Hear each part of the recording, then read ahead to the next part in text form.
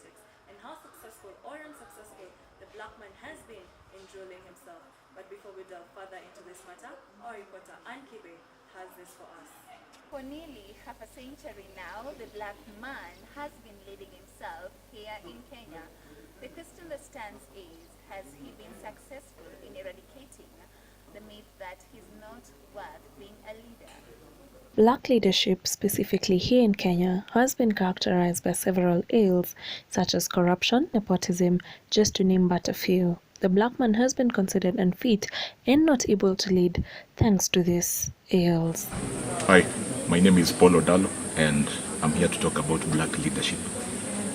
According to my school of thoughts, black leadership in Kenya is basically a faith because since the government of Moi, we see that a president is elected not based on the qualities but based on the name he has, and family name has a critical part to play in this. Secondly, corruption, as we can see recently, Anne Waiguru scandal. She's stolen many youth funds in the NYS, and she's been elected as governor for, is it Kirinyaga? So basically black people will never learn from themselves, and a black man will never be a good leader, according to me.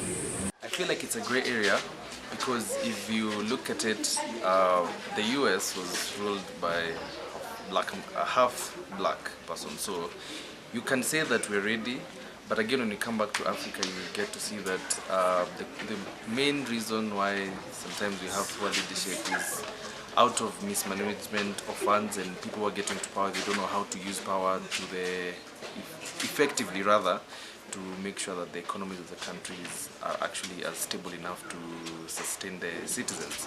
So, but personally, I think we're ready, but up to a certain point. There's still room for improvement, but we're ready for us to rule ourselves. Kenyans have seemingly lost faith in the current black leadership and are calling out on their leaders to explore their full potential so that they can make the most out of their country. Leadership starts all the way from school leadership. These leaders that we elect in campus are the same ones who we see running for seats in future. Talk on behalf of other people who do this, but I have learned over a duration of time that there is that understanding that it might lead to something else, like leadership in the country in the future, which I also look up to. I just feel like for the black man to rule himself, there has to be a change of culture. Our culture does not allow us to do certain things. We already feel ourselves to be inferior to the white or person of a different race. But the question should be not how, whether we are ready, is whether we are destined to be able to change our mindset to understand that all men are created equal and that we can be able to view each other the same. I am hopeful that in the long run this will happen. We are having so many people marrying in biracial marriages, even ethnic.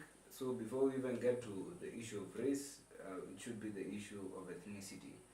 But just the fact that happens nowadays and it's not news shows that we have a lot of hope in the future to have the black man believe in himself so much to be able to look at himself the same as a white person. Reporting for The Zone, my name is Ann Kibe.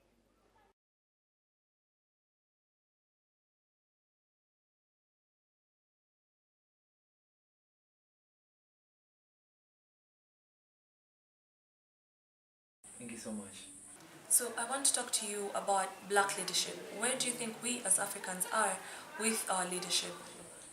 I'll say that black leadership, Africa is so much behind in terms of leadership, because I'll first start with they're called that term presidential syndrome, and whereby we're having leadership presidents for life.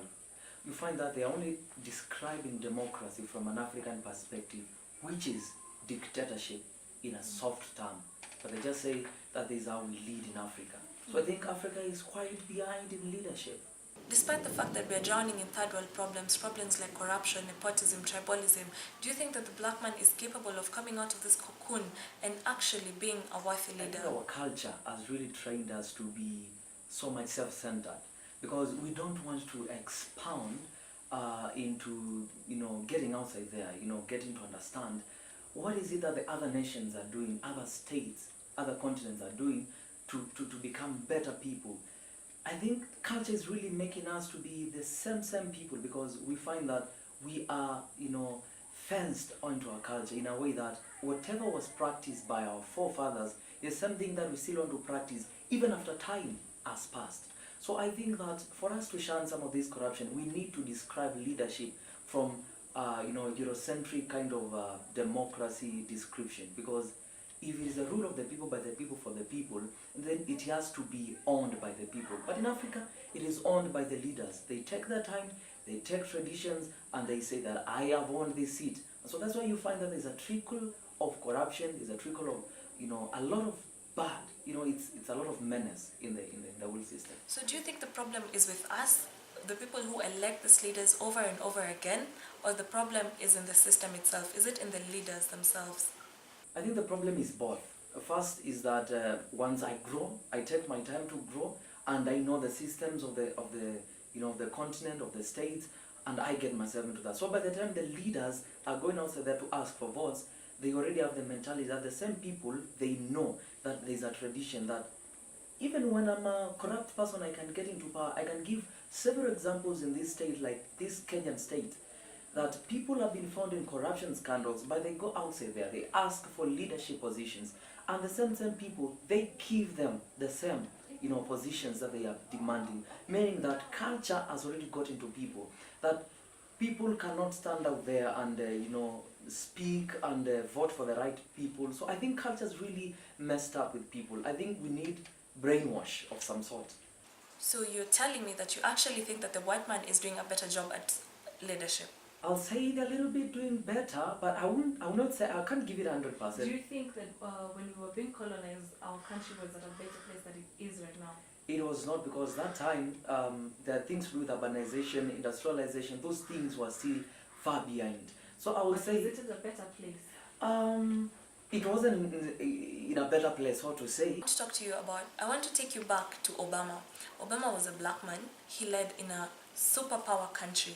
How do you think his leadership, how would you compare his leadership as compared to his predecessors who were white? This guy was enlightened. He knew the systems of the place. He did not go with the culture of the Africans as much as it was black and he was from Kenya or some whatever. But I think this guy was enlightened. He went with the Roman culture of the time. So you want to tell me that we as Africans should adopt the white man We culture? should embrace world culture, but we should be in a place that, as much as African, we are a little bit kidogo, a little But you bit talked off. about culture. I've heard you talking about culture and how our culture is what's dragging us behind. And I'm asking you again, do you want us to embrace the white culture so that the black man is able to rule better? We should not embrace so much, but we should come up from our cultures which don't make a lot of So sense. there you have it, folks. In the words of Eric Cavo, we should get out of our chains. I have been your host, McKenna Lillian.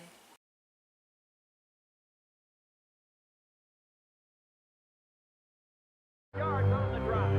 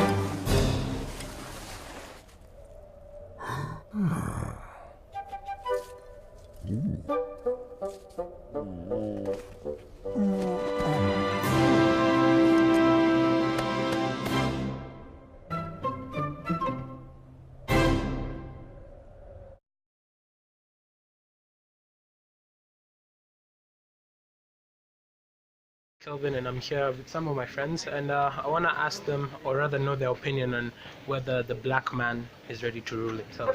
So, Yeah, so I think the black man is ready to rule themselves because Right. I think he's educated enough, Right. strong enough, yeah, and intelligent enough to rule themselves. okay, Yeah. Yeah, I believe the black man is ready to rule himself. Right. However, if he has to rule himself, he has to come up with solutions. Yeah. Because the African problems are quite unique, and we can't keep on relying on the West to give us solutions. We have to mind about our own and create them ourselves. We are really ready to rule ourselves. We just Yeah. have to change the mentality. yeah, and there you have it. Difficulties may make or break a person. Those are the wise words of Nelson Mandela on Black Ruling. My name is Lilian McKenna, and I have been your host.